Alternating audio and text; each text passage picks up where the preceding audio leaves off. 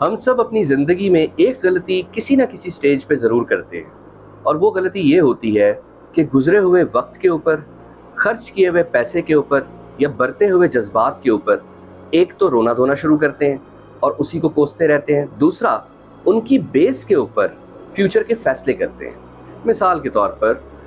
Business के अंदर हम बैठते हैं तो फिर हम देखते हैं कि यार लाखों करोड़ों तो ऑलरेडी लगा चुका हूँ, अब तो इसको बंद करूँगा तो इज़्ज़त का मामला आ गया है, तो लिहाजा चलने देते हैं और मज़ीद पैसा उसी डूबे हुए बिज़नेस में झोंक देते हैं। इसी तरह टॉक्सिक रिलेशनशिप्स के ऊपर ये सोचते हैं कि यार इतने ज़िंदगी के साल मैंने इस रिश्ते के ऊपर ज़ाया कर दिए, लगा दिए, अब अगर इस मौके पे आकर या इतने सालों के बाद इस रिश्ते को तोड़ूँगा तो यार मैंने तो फिर वो सारा वक्त बर्बाद कर दिया, लिहाजा ऐसा करते हैं 4-5 साल और चला के देख लो। यूं ही करियर के अंदर क्या गलती करते हैं कि ये सोचते हैं कि यार अब तो 15 साल से इधर ही नौकरी कर रहा हूँ, कोई बात नहीं, अगर आगे एलिवेशन नहीं मिली या ग्रोथ नहीं मिली, कुछ नहीं हो सकता, अब कहाँ ही जाऊँगा और अब कहाँ ही नौकरी मिलेगी। इसको कहा जाता है संक कॉस्ट फैलेसी, यानी एक ऐसी सोच जो हमें गुजरी हुई इन्वेस्टमेंट के कर्ज में कैद कर देती है और एक खौल के अंदर हम बंद हो जाते हैं।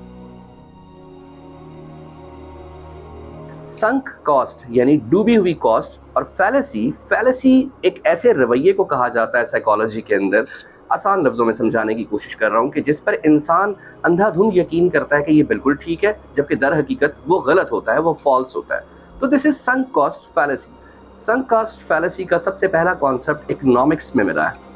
संक कॉस्ट फैलेसी का मतलब ये है कि वो कॉस्ट जो आप ऑलरेडी खर्च कर चुके हो, चाहे वो पैसा हो, चाहे वो वक्त हो, चाहे जज्बात हैं,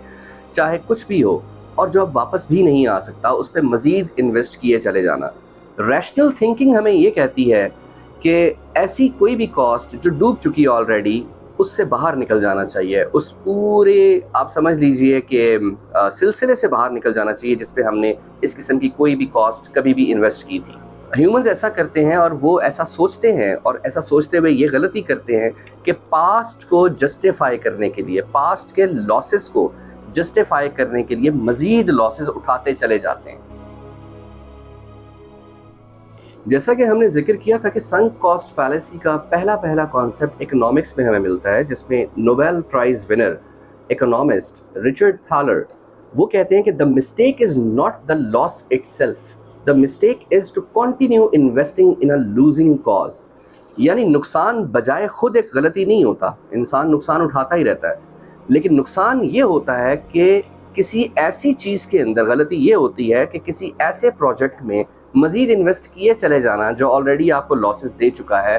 यानी वो एक हारा हुआ कॉन्सेप्ट है, उस कॉन्सेप्ट का कुछ बन नहीं सकता, लेकिन जस्ट टू सेव अस, या जो हमारे दिमाग में वो फैलेसी क्रिएट हो चुकी होती है, उसको बचाने के लिए हम उस पर मज़ीद इन्वेस्ट किए चले जाएँ, ये है असल लॉस। हम इसको कुछ एग्जाम्पल से समझने की कोशिश करते हैं। मिसाल के तौर पर हमारे साउथ एशियन कल्चर के अंदर ये बड़ा कॉमन है कि किसी भी किस्म के टॉक्सिक रिलेशनशिप में या शादी में अगर दो लोग फंस चुके हैं, इतनी मेहनत कर ली, इतने मेरे जज्बात वाबस्ता हो चुके हैं, अब तो बच्चे भी हैं, अब ये कैसे इससे निकल सकता हूँ, अगर निकलूँगा तो सब कुछ वेस्ट हो जाएगा। बिजनेसेस में देखें तो एक शख्स है, एग्जाम्पल ले लें, उसने कोई दुकान खोली, कोई छोटा सा प्रोजेक्ट किया, शुरू किया, और उसमें उसको लॉस हुए चला जा रहा है, मगर वो अब ये सोचता है कि यार मैं तो इसमें 10 लाख पहले लगा चुका था, या मैंने इस पे 15-20 लाख तो ऑलरेडी खर्च कर चुका हूँ, अब अगर इस स्टेज पे बैक ऑफ करूंगा तो मेरा तो लगाया हुआ सारा पैसा डूब गया। वो ये नहीं सोचता रैशनल थिंकिंग से जो उसने लगाया हुआ है इतने लॉसेस के बाद वो ऑलरेडी डूबा हुआ है, वो उस पर मजीद इंजेक्ट कर देता है just to lose it further. तो इसका नतीजा ये होता है कि नुकसान और बढ़ता चला जाता है। रैशनल थिंकिंग अगर होती तो वो ये होती कि अपने रिसोर्सेज को किसी नई जगह यूटिलाइज कर लिया जाए जहां इस किस्म के लॉसेस के चांसेस कम हों, उन लॉसेस से सीखने के बाद। मगर रैशनल थिंकिंग बंद हो जाती है और हमारी फैलेसी सामने आ जाती है। यूं ही अगर आप देखें तो एजुकेशन एंड करियर पाथ में अगर आप देख लें तो एक स्टूडेंट 4-5 साल लगाकर एक ऐसी डिग्री में फंस जाता है और उसमें गुजारता है उसको हासिल करने के लिए जिसमें उसका 0% इंटरेस्ट है,